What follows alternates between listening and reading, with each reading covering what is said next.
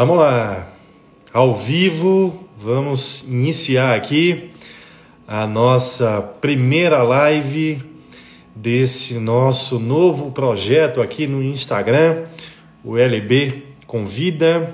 Estamos aí aguardando a chegada de todos os amigos, de todas as amigas. Tenho visto aí, muitos conhecidos chegando. E eu fico muito feliz com isso. Já queria aqui dar o meu muito obrigado aí a todos por prestigiarem esse encontro, esse projeto, né? E vamos ter aí um bate-papo bem bacana que promete render bem, hein?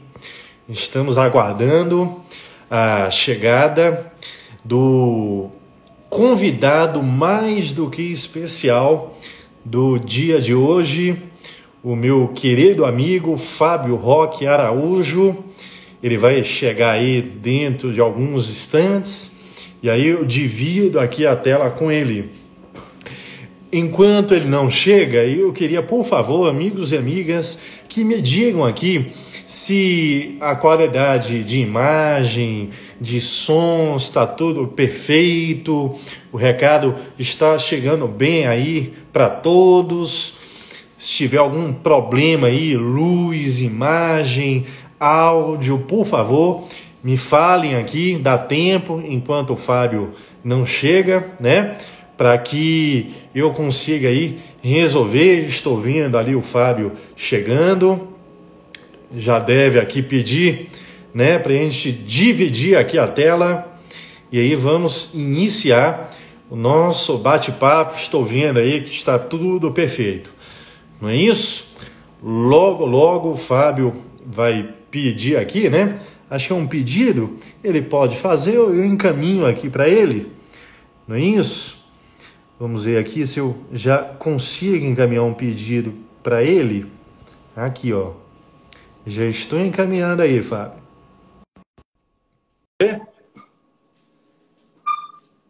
Maravilha. Vamos dar um tempinho. Ah, perfeito. Vamos dividir aqui. Peraí, deixa eu entrar aqui. Perfeito aí, Fábio? Léo, tudo bem? Como E vai? aí, cara? Joia? Bacana? Tudo bem. Chegando bem aí, som, imagem perfeita, numa boa? Te ouço e te vejo muito bem. Ótimo, maravilha, então. Já vinha falando aqui, né? Que vamos iniciar aqui um bate-papo, Fábio, super especial, né? Iniciando aqui um projeto, né, de lives, e que eu tenho aqui a imensa honra, a imensa alegria de contar aí com você, com o primeiro convidado. Eu preparei aqui, não precisa eu te apresentar, né? Você já é conhecido aí de todos, mas só um breve resumo, né, da sua carreira, sua atuação aqui profissional, acadêmica, e aí falar um pouquinho da relação que temos já há um bom tempo, né? Há muitos anos. Para quem não sabe e não entendeu bem aqui a parceria, né? Nós nos conhecemos desde 98, né? Lá no início do curso de Direito da UFBA. E desde então aí nós temos projetos em comum, né? Amizade desenvolvida. E vamos falar um pouquinho disso aí, né? Bom, para quem eventualmente ainda não conhece o Fábio Roque, acho muito difícil, né? Mas Fábio Roque, ele é juiz federal do TRF1, mestre, doutor em Direito pela UFBA, nossa querida UFBA, não é isso? Autor de várias obras jurídicas importantíssimas, tanto aí em Direito Penal, como também aqui na minha área, processo penal. Eu destaquei aqui algumas que são brilhantes. Nós temos aí o direito penal didático, não é isso, Fábio? Parte geral e saiu agora a parte especial também, não é isso? O CPP para concursos, que ele divide lá com o Nestor, né? a obra de legislação penal também comentada, legislação criminal com o Nestor também. E, assim, todos os livros excelentes, mas eu sou fã de um em particular, que eu queria aqui mostrar a todos. Se ainda não conhece, eu acredito que isso é impossível, mas minha dica aqui, ó, desse excelente manual, Processo Penal Didático, que ele escreve aí em coautoria com um brilhante autor, também o Klaus, né? Excelente.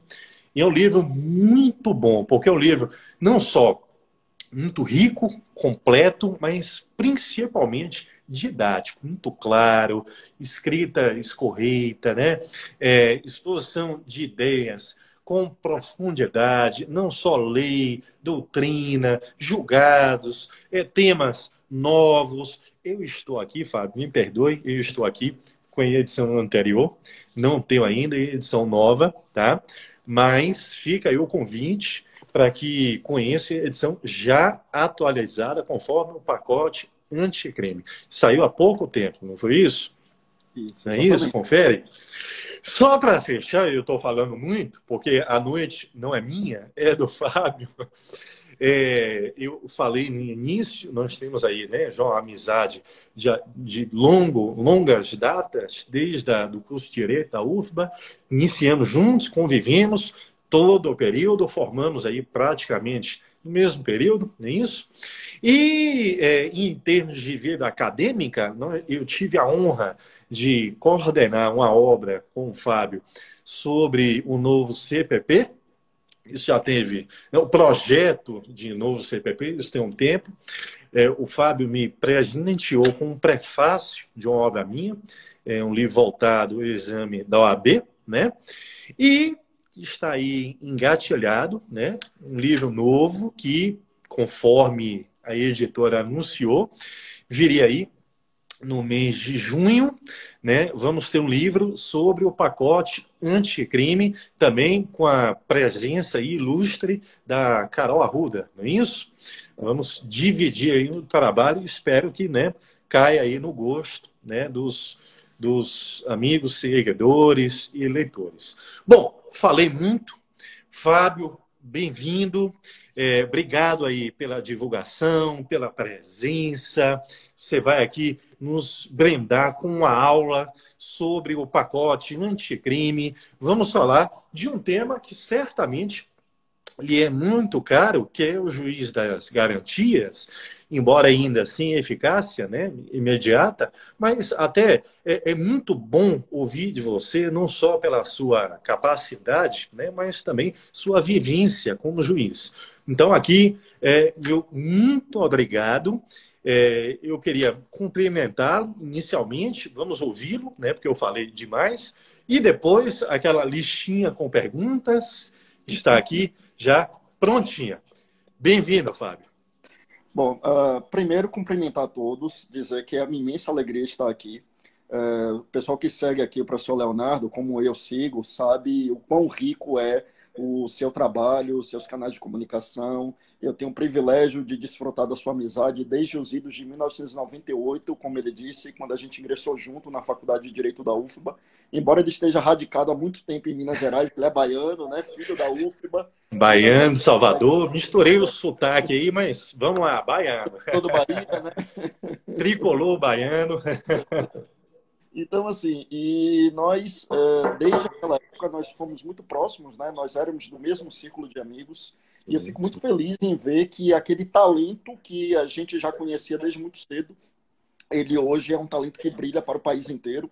O professor Leonardo fez questão aí de elogiar minhas obras, mas eu que sou fã das obras dele, né? É autor de um dos livros mais vendidos lá da editora, que é a Sinopse de Processo Penal, obra elogiada por todo mundo que estuda aí, sobretudo para quem se prepara para concurso público, mas não exclusivamente os concurseiros. Então, meu amigo, dizer que assim, que é uma honra imensa estar aqui aceitando o seu convite e aceitarei tantos quantos existirem, porque para mim é sempre um privilégio desfrutar de sua amizade e dessa parceria. Mas vamos lá, vamos começar o trabalho. Obrigado mesmo, viu? De verdade, de coração. E aí eu esqueci de falar, não só sobre livros, o Fábio falou aqui de canal de comunicação. O Fábio tem um canal no YouTube excelente, fantástico. Fica o convite também para que acompanhe. Ele postou lá vídeos sobre cada tema do pacote anticrime, né? Juiz das garantias, está lá, por aí vai. Muito bom, riquíssimo.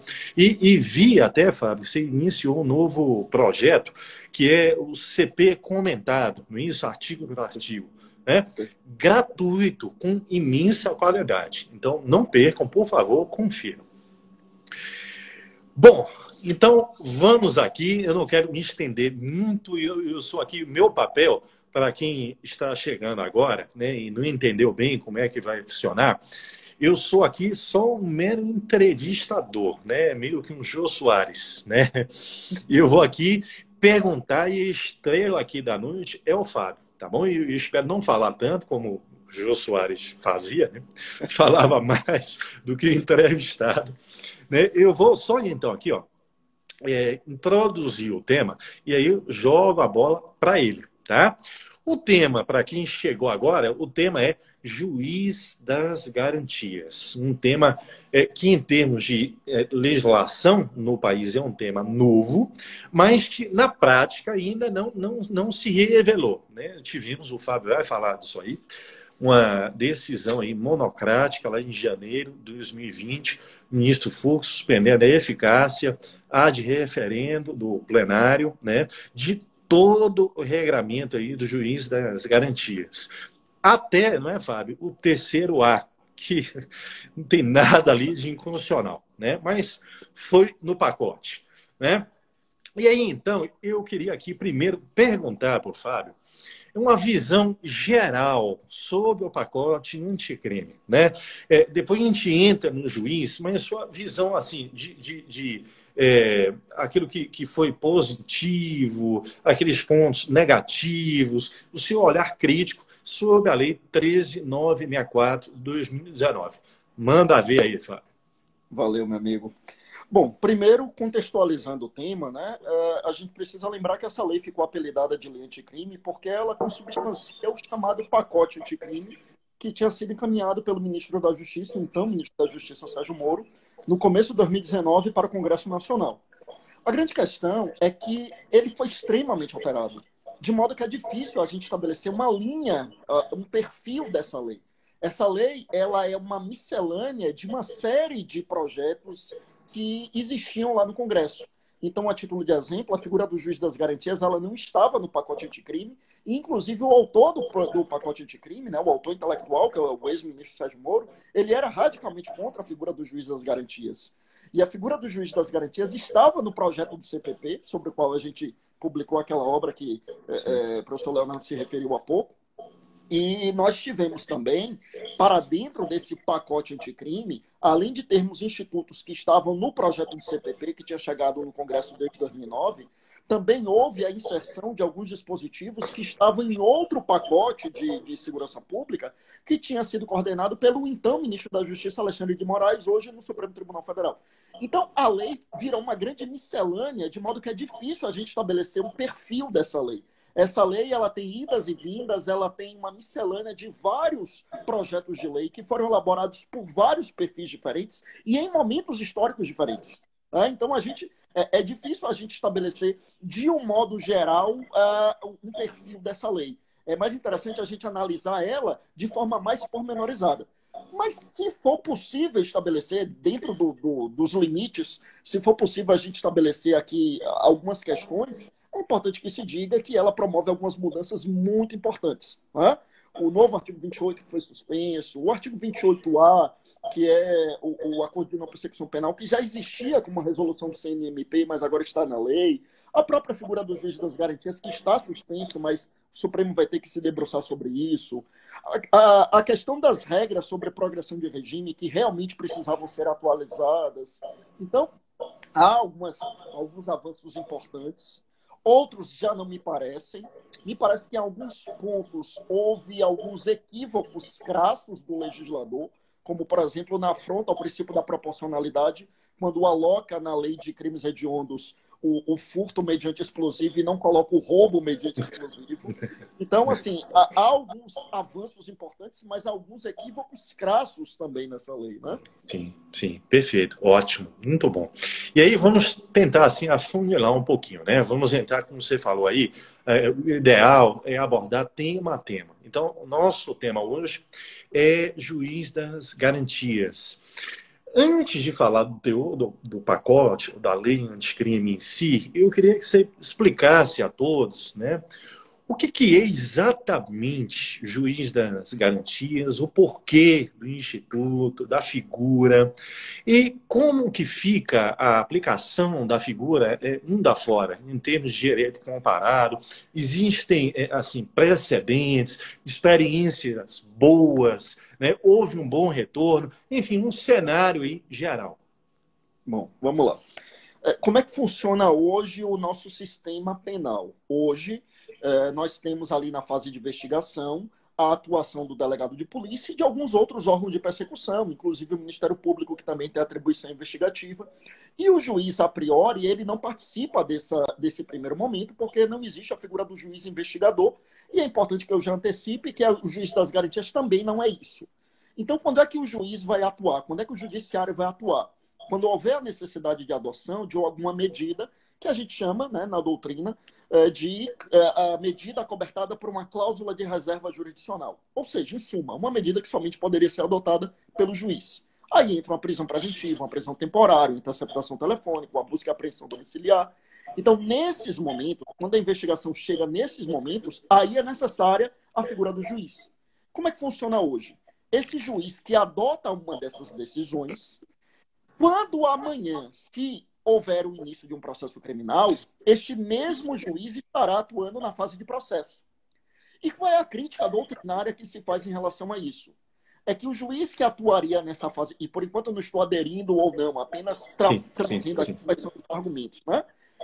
A crítica seria que esse juiz que atua nessa fase inicial, adotando essas medidas, sem contraditório, sem ampla defesa, ele se vincularia psicologicamente àqueles argumentos trazidos pela acusação e haveria um vínculo psicológico com a persecução.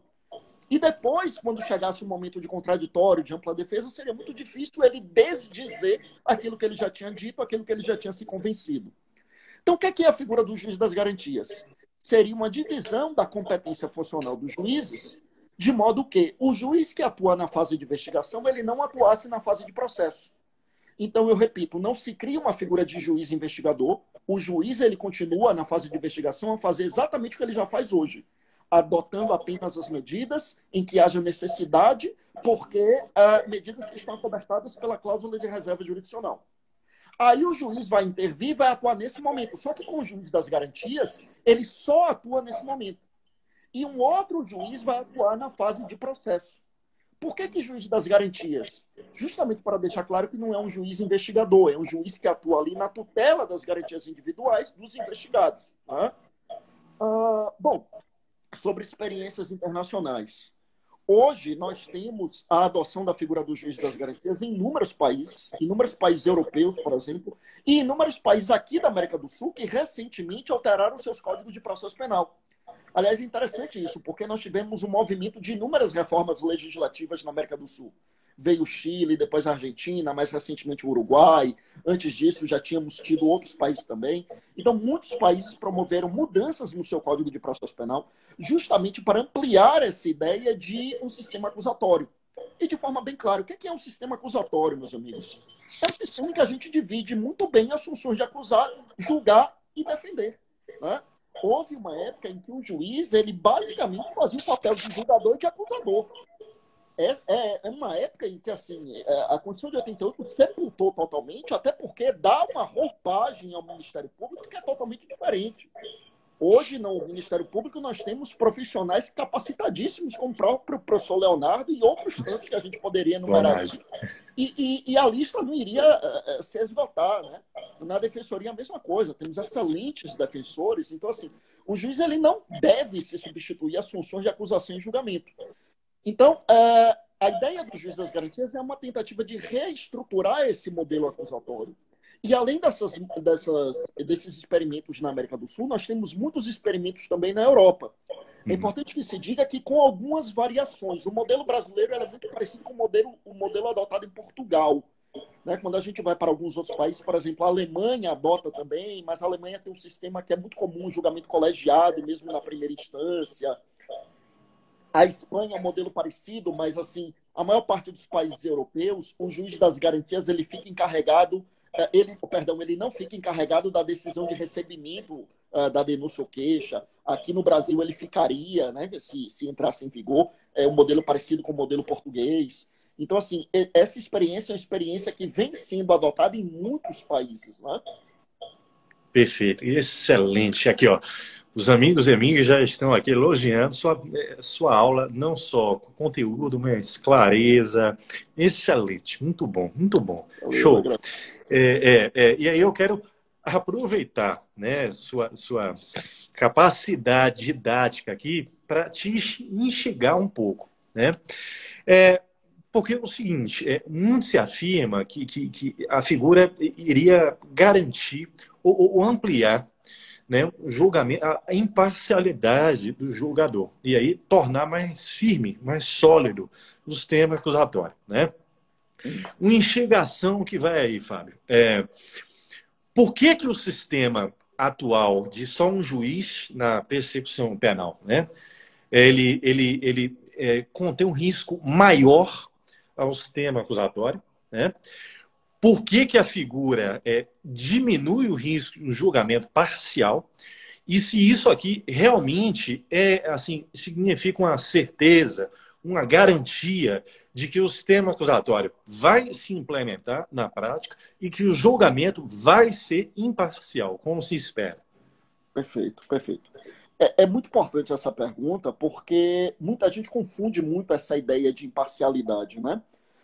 Ou seja, quando a gente fala na figura do juiz das garantias como forma de reforçar a imparcialidade, é óbvio que isso não significa dizer que na atuação atual os juízes são parciais, né? Eu atuo em vara criminal há muitos anos, como sei que o Leonardo também. Não sei se está atuando agora, mas sei que já atuou, acho que ainda assim, né? Não sei. Sim, boa parte. Minha atuação é no meio ambiente, tem crime ambiental, tem, Pronto. sim. É. Pronto. Então, assim, o que é que tecnicamente significa imparcialidade, meus amigos? Primeiro, é importante que a gente diferencie desde já imparcialidade de neutralidade, né? A gente não trabalha mais cientificamente com o paradigma da neutralidade há muito tempo. Eu gosto muito, acho que Léo foi aluno de Fred também na época da faculdade, né? Fred ele costuma dizer que neutro é atributo de sabão, né? Sabão. Eu sempre falo isso em aula. Neutro é sabão e pó, né? Então, assim, não existe ninguém neutro, porque todos nós trazemos conosco as nossas cargas valorativas provenientes de nossa formação, de nossa educação, nossos valores familiares, ideológicos, sociais, religiosos. Então, neutro ninguém é. Mas o juiz ele pode e deve ser imparcial. E o que é imparcialidade? Meus amigos, a imparcialidade nada mais é do que o distanciamento da causa. É por isso que a imparcialidade ela é caracterizada naquelas hipóteses em que a gente tem suspeição e impedimento. Ali existe uma ausência de parcialidade, de imparcialidade. Por quê? Ora, porque eu não posso ser imparcial quando, por exemplo, o réu é meu pai ou meu filho, meu amigo, um inimigo. Não existe imparcialidade porque eu estou muito próximo dos fatos. Imparcialidade é isso, é o distanciamento dos fatos. Eu costumo citar como exemplo, você que está estudando, você que nos assiste aí está estudando para concurso, você passa no concurso para magistratura, toma posse lá na sua comarca do interior, comarca pequena, você sai de sua casa, está chegando no fórum que fica na praça. E quem é do interior sabe que cidade pequena, o mundo gira em torno da praça, né? Você está passando pela praça e vem lá e você vê alguma pessoa agredindo a outra. Você não pode ser juiz desse caso, você é testemunha. Você é testemunha. Por que você é testemunha? Porque você teve contato direto com os fatos. E o juiz, ele não pode ter esse contato direto porque ele fica muito próximo dos fatos. O juiz precisa conhecer os fatos a partir da reconstrução cognitiva, que é o sistema probatório. Sistema probatório é isso, é para a reconstrução cognitiva dos fatos pela pessoa do julgador. Sobretudo pela pessoa do julgador. Então, assim, eu, juiz, eu não conheço os fatos Daí porque aqueles amigos do processo penal brincam dizendo que o juiz é ignorante, né? Porque ignora os fatos. É isso mesmo, o juiz precisa ignorar os fatos. Se o juiz tem conhecimento prévio dos fatos, né, ele presenciou, por exemplo, ele não é juiz, ele é testemunha, ou ele é parte. Né? Ele pode ser o autor, ele pode ser a vítima, né? Mas ele não pode ser o juiz. O juiz ele precisa desconhecer os fatos e passar a conhecer os fatos a partir dessa reconstrução cognitiva que é produzida pelo sistema probatório. Então, qual é a ideia do juiz das garantias? É a ideia de que o juiz não tome conhecimento dos fatos em um momento antecipado no qual ainda não existe contraditório. Para que o juiz que vai julgar a causa efetivamente tome ciência dos fatos quando as partes estão litigando em pé de igualdade, observando a ideia da paridade de armas. É essa a ideia. É por isso que se diz que reforçaria a imparcialidade. Agora, isso impediria que houvesse juízes parciais? Evidentemente não. Né? Mas aí a gente já estaria trabalhando com a pressuposição da má-fé ou de algum desvio do próprio sistema. Mas a ideia é óbvio que não existe sistema perfeito, todos os sistemas são falhos, até porque são realizados por nós, seres humanos, que somos todos falíveis, mas é um sistema que reforçaria essa imparcialidade na medida em que permitiria que o juiz da causa somente tomasse conhecimento dos fatos por meio dessa reconstrução cognitiva quando houvesse esse amplo contraditório, essa ampla defesa. Né? Então é essa a ideia. Mas, evidentemente, não é um sistema que seja garantia de absolutamente nada. E já pegando aí o gancho da pergunta, e isso seria certeza de reforçar o sistema acusatório? Olha, reforçaria, mas ainda assim a gente ainda teria muito para caminhar sobre a questão do sistema acusatório, porque a lei anticrime ainda deixou muita coisa em aberto. Sim, verdade, Fábio. E aí, falando da lei, vamos entrar um pouquinho aqui no regramento.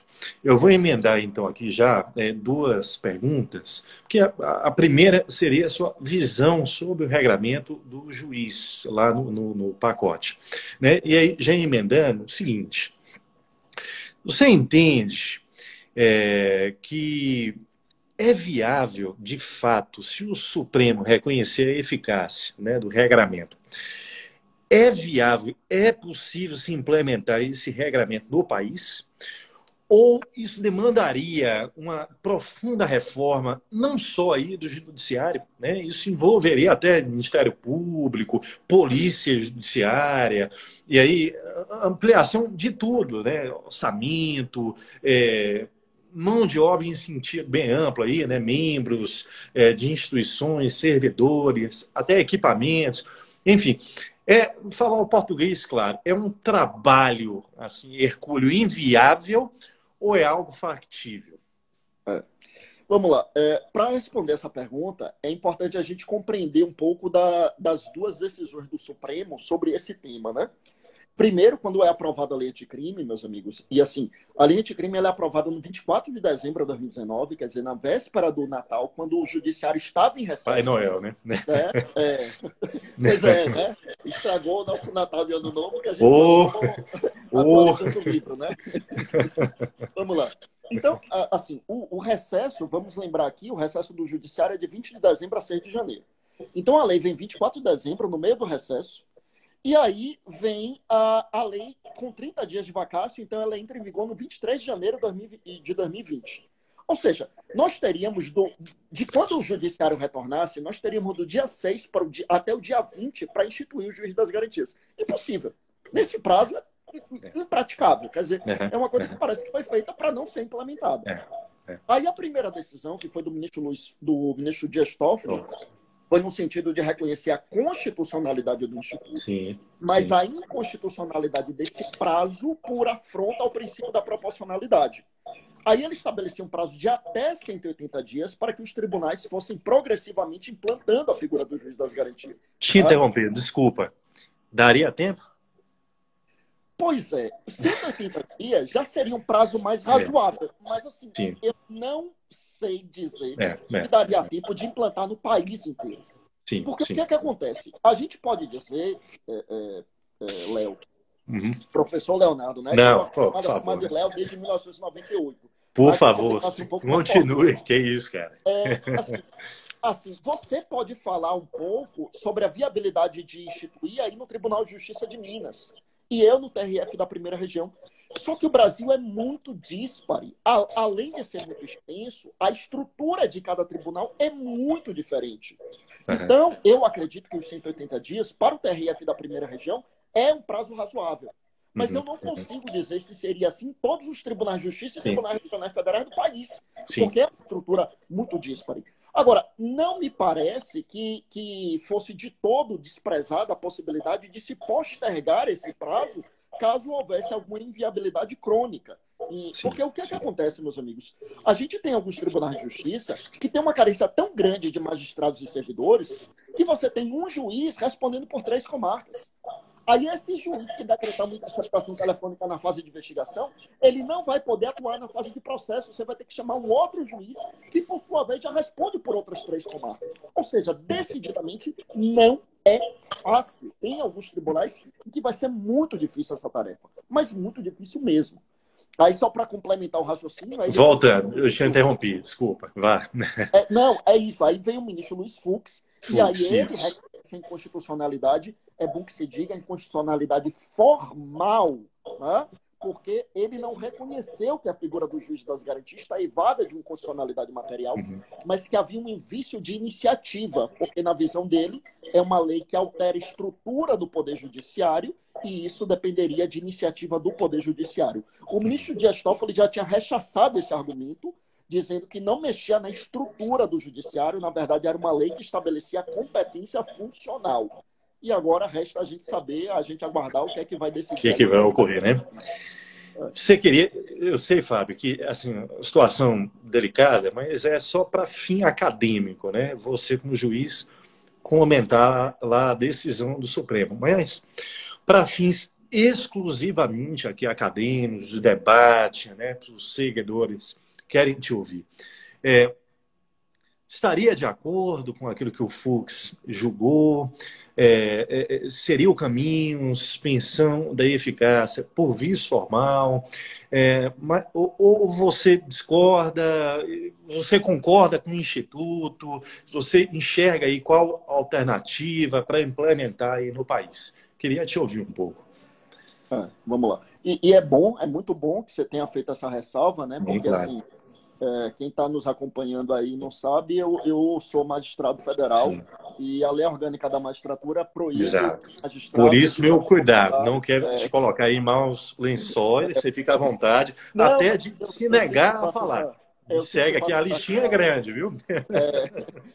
Então, a lei orgânica da magistratura proíbe os magistrados de fazer comentários sobre decisões de outros magistrados, ressalvada a atividade acadêmica. E aqui estamos, como professores, estamos em uma atividade que é acadêmica mesmo. Com a devida vênia, a decisão do ministro Luiz Fux, eu concordo com os argumentos do ministro Dias Toffoli nesse particular, no sentido de que, na verdade, nós temos aqui uma divisão de competência funcional. Por que acredito que não há mudança na estrutura do Poder Judiciário? Porque não há necessidade, a priori, de criação de novos cargos. Você precisa fazer concurso para juiz de garantias. Não, você pode mudar a distribuição da competência funcional, como seria se você criasse uma vara especializada em determinada matéria. Para mim, o que existe é uma mudança de competência funcional. É importante que se diga que esse argumento, que foi acolhido pelo ministro Luiz Fux, foi o argumento trazido pelas associações de magistrados, né? Pela AMB, Associação dos Magistrados Brasileiros, e pela AJUF, associação da qual eu sou filiado, que é a Associação de Juízes Federais. E com a devida vênia, não concordo. Para mim, não houve... Tem a ADI da CONAMP também, né? Pelo 28, enfim... Bom, vai lá. Mas é isso. Então, assim, eu acredito que não há inconstitucionalidade formal, não. Mas acredito que realmente foi interessante a decisão do ministro Dias Toffoli no sentido da inconstitucionalidade por afronta à proporcionalidade do prazo para implementação. Né? Agora, como é que seria a estrutura do juiz das garantias? É importante que a lei não disse exatamente como é que seria estruturado, deixando uma certa margem de liberdade para os tribunais. Ou seja, a gente tem algumas opções.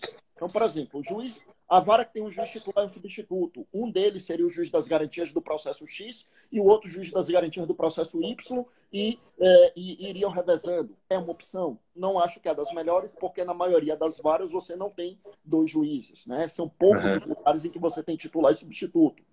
E é isso que eu queria te perguntar. Vá, siga, por outra favor. opção seria você criar um núcleo de juiz das garantias. Então, nesse núcleo haveria alguns juízes, a matéria seria distribuída pela distribuição normal para esse núcleo, e ali você teria os juízes criminais que atuariam exclusivamente como juiz das garantias.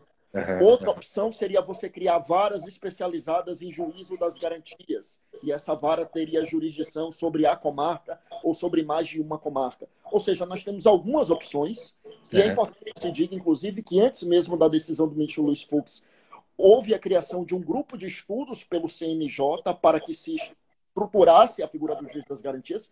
E até onde eu saiba, esse grupo continuou a trabalhar, já que a decisão dele, obviamente, não é definitiva, ainda vai para o plenário. Então, a gente ainda não sabe como vai ser a estrutura do juiz das garantias.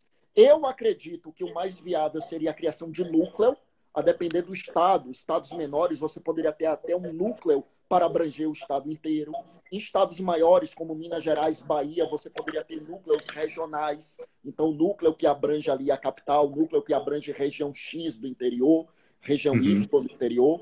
Mas, assim, exatamente como vai ser estruturado, a lei não esclareceu. E nós temos aí essas opções, o CNJ está estudando isso.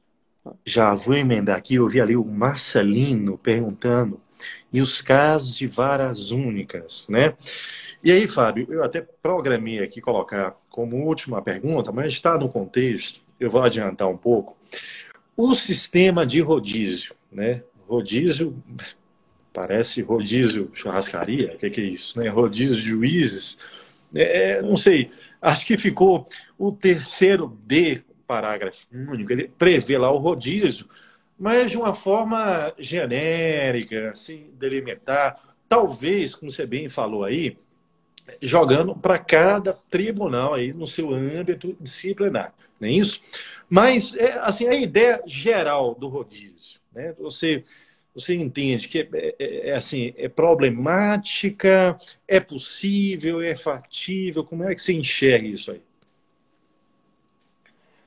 Mais uma vez, a gente vai precisar respeitar as particularidades das regiões do país e dos tribunais.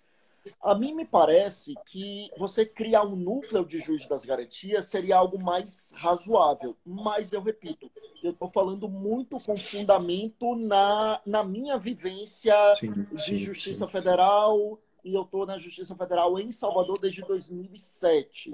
Aí, quando você vai conversar com colegas da magistratura, do Ministério Público, advogados de outras regiões, aí você percebe que essa criação de núcleo seria totalmente inviável. Então, realmente me parece que o mais adequado seria o CNJ criar algumas regras, mas permitindo aos tribunais respeitar as suas particularidades na definição de como funcionaria o juiz das garantias. E nesse ponto, me parece que a lei andou bem ao não cristalizar de forma rígida como é que seria o funcionamento, porque realmente fica muito difícil, né? Fica muito difícil. Perfeito. Ô, Fábio, quando eu te convidei aqui entre nós, em off, né? Eu falei, Fábio, meia horinha, jogo rápido, não vou explorar tanto, batendo já 40 minutos. Se você puder segurar por aí um pouquinho até o fim, porque assim, não é toda hora que a gente tem esse show, essa aula, essa didática, a clareza, não sei se você está acompanhando, porque você está falando mais, eu te ouvindo, mas lendo aqui também, só elogio e toma em coração, subindo, né? Então o povo quer, se você puder segurar um pouquinho, eu estou aqui no final, só para perguntar sua opinião em relação a alguns artigos do regramento.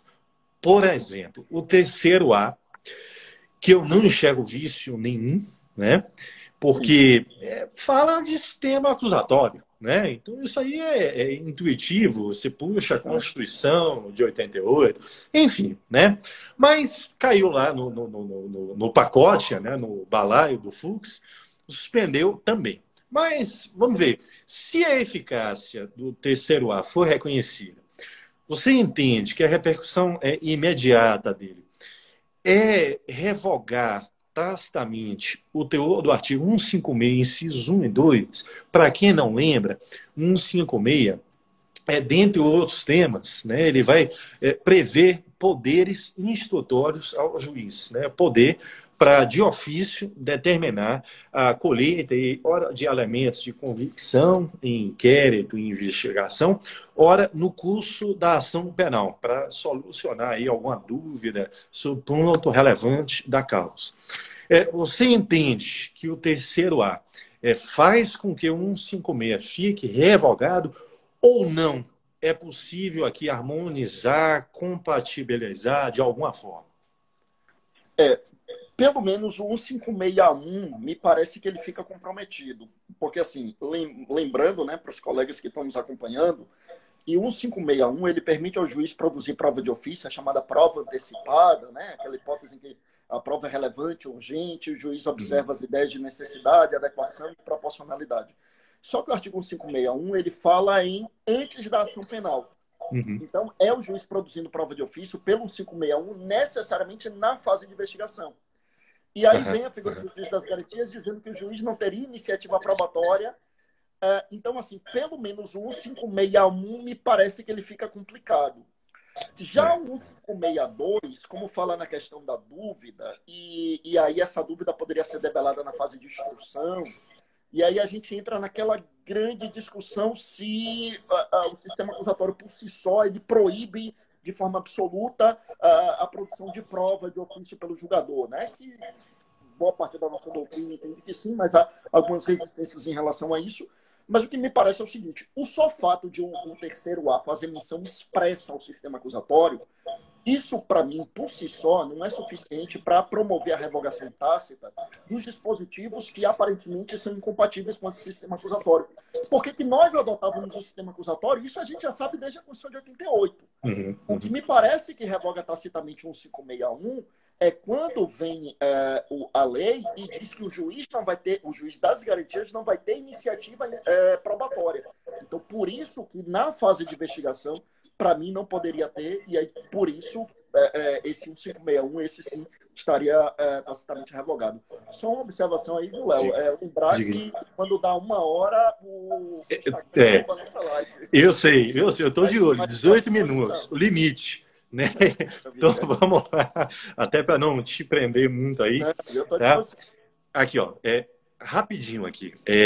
Seguinte, em relação agora ao terceiro B, eu queria destacar aqui o que vem lá no inciso 14 e no terceiro CK, que são artigos que fazem referência ao artigo 399 do CPP.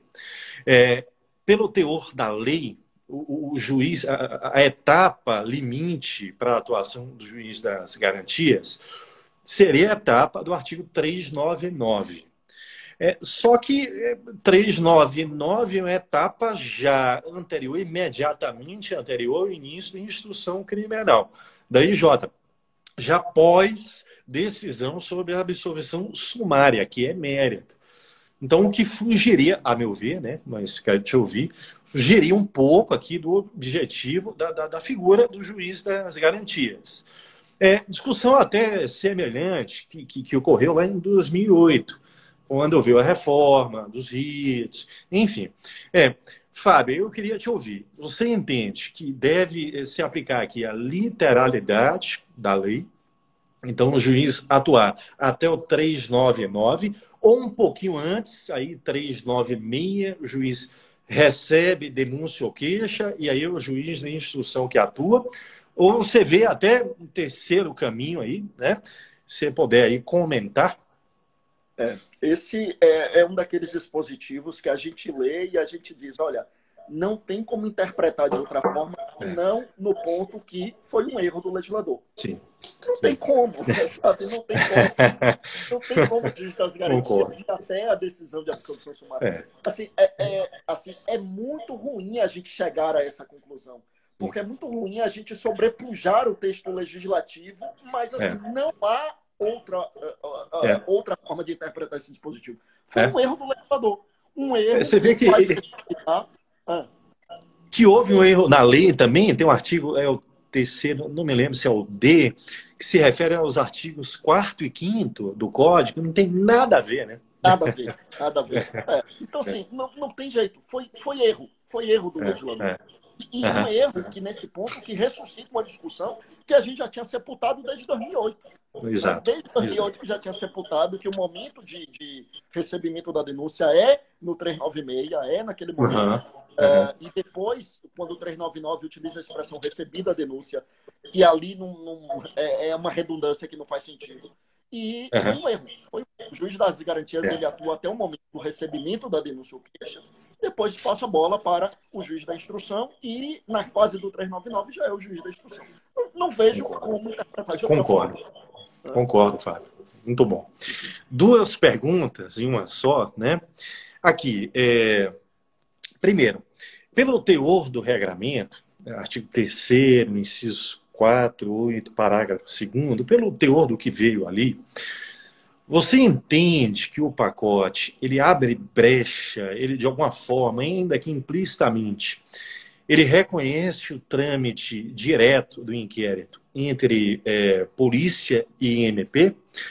E segundo, pelo teor também aí do regramento, você entende que o inquérito ele deixa de acompanhar a denúncia, porque tem o 3º-C que vai afirmar que ele fica arquivado, né, para acesso às partes, enfim, ele deixa de acompanhar a denúncia ou se mantém a sistemática lá do artigo 12 do Código?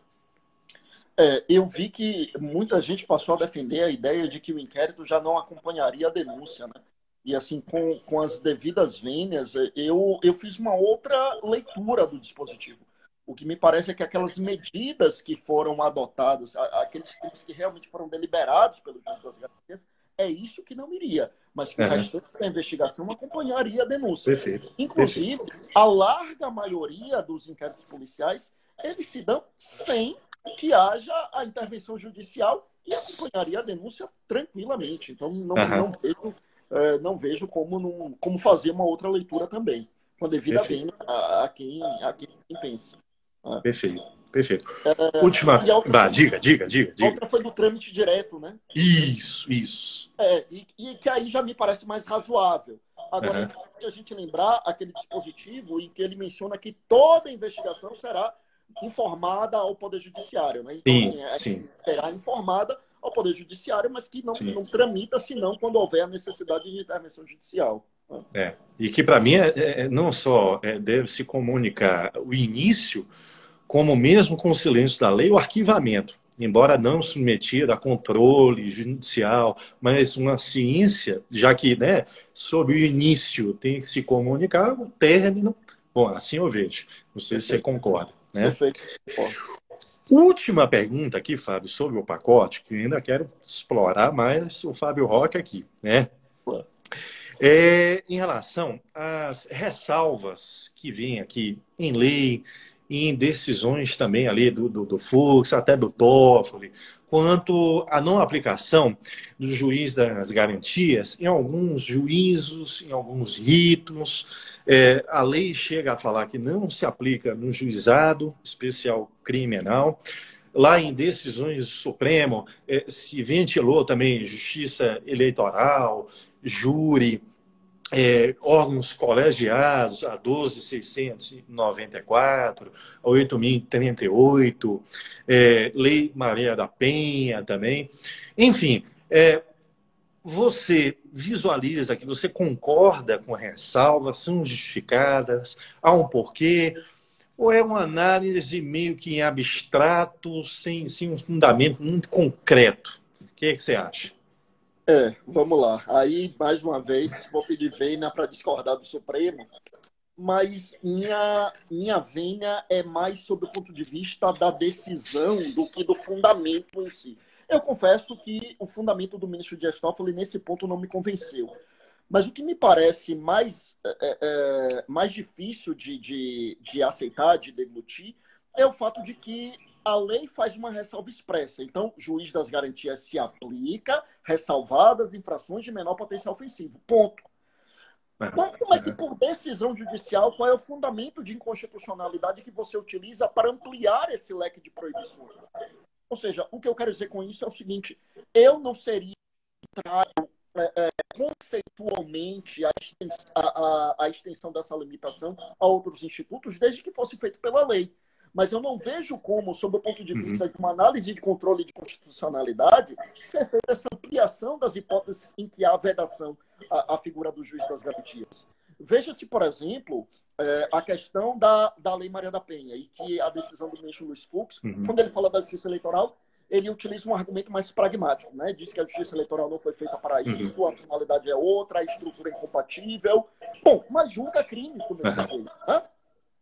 E quando ele fala da questão da Lei Maria da Penha, aí ele fala da violência doméstica familiar contra a mulher, que é endêmica, da necessidade de uma tutela. E veja, ninguém em sã consciência discorda disso. É evidente, é óbvio que a violência doméstica, a violência contra a mulher é uma aberração e que nesses tempos, inclusive, de quarentena, tem crescido mais assustadoramente ainda os números. É claro que é algo que precisa ser combatido, é claro que a gente precisa instrumentalizar. Mas veja, isso não significa dizer que seja incompatível com o juiz das garantias.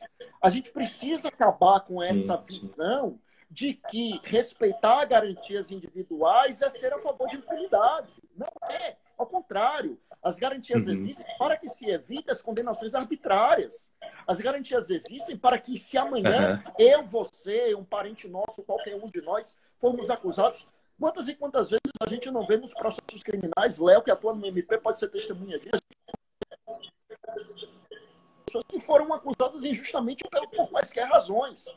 Então, o fato de você ter juiz das garantias, no caso da violência doméstica familiar, você não vai contribuir para a impunidade, você não vai passar a mão pela cabeça, não é ser leniente. Vamos acabar com essa história de que respeitar garantias individuais é ser leniente com a criminalidade. A gente pode e deve punir, e punir com efetividade, com rigor, e respeitando as garantias, respeitando a Constituição Federal.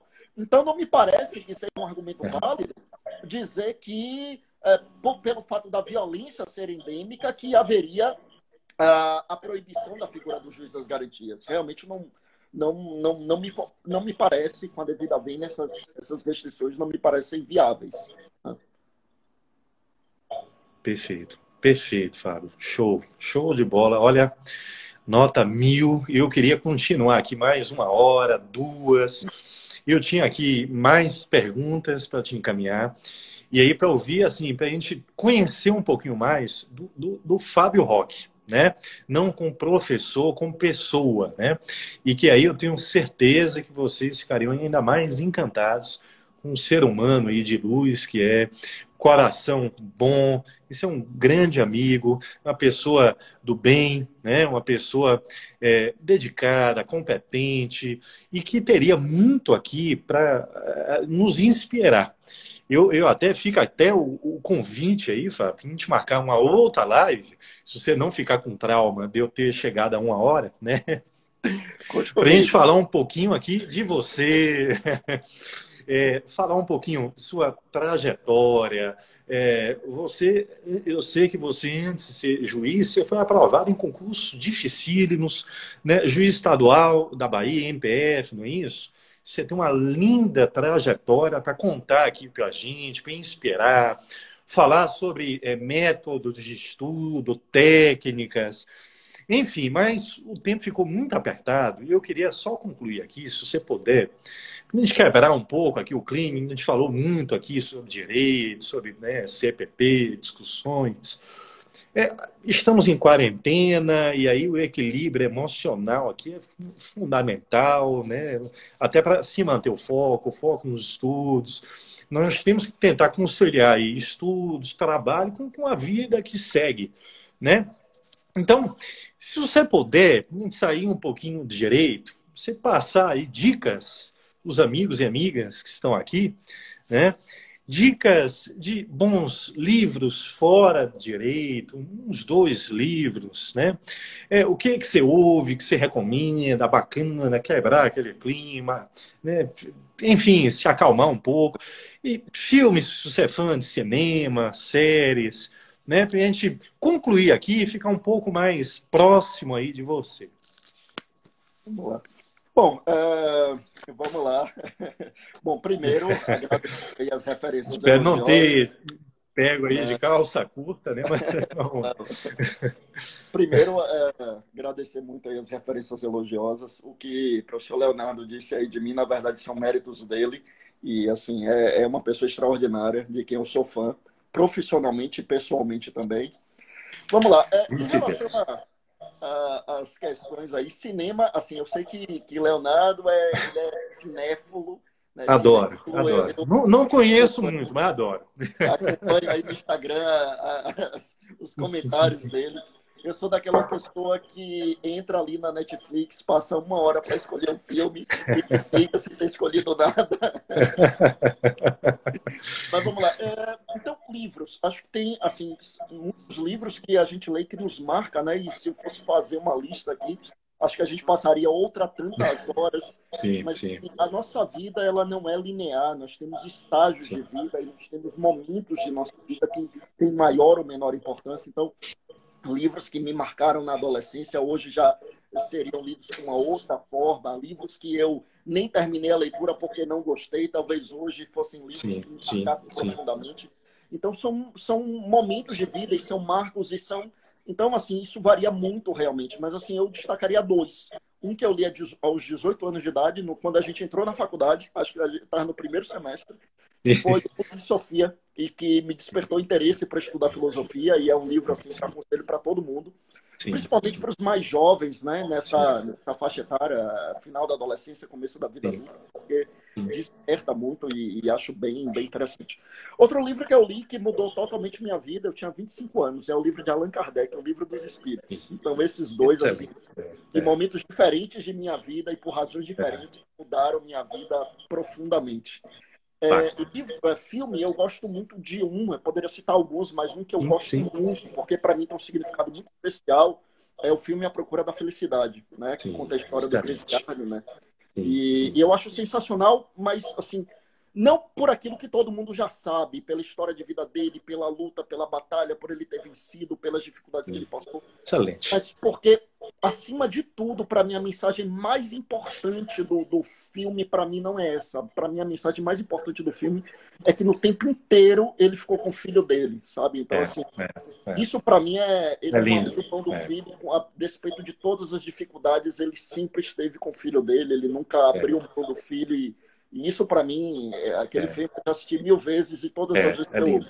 que eu assisto, eu me emociono, né? É, E verdade. série, eu vou pedir ajuda aí aos amigos, porque eu sou uma pessoa estranha, eu sou uma pessoa que não acompanha série nenhuma. Entendi, Eu sou uma entendi. raridade, todo mundo acompanha séries, eu não tenho nenhuma. Então me mandem aí. De falar de séries também. Ô, meu amigo, eu estou preocupado com o horário, a gente tem 3 minutinhos.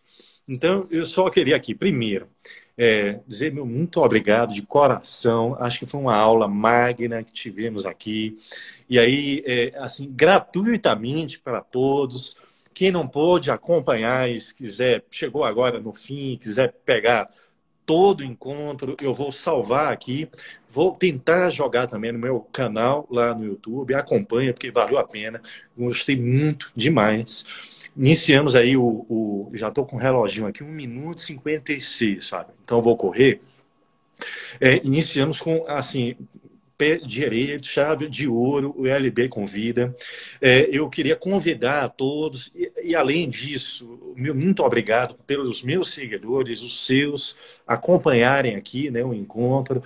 E fica o convite para que acompanhem, né, os próximos eventos que vamos ter a partir de semana que vem. Gente, assim, do mesmo nível de Fábio Roque, o que é muito difícil, né, de encontrar. Mas nosso amigo aqui, Fábio, que chegou aqui agora, Jaime Barreiros Neto, é o próximo convidado que vamos ter.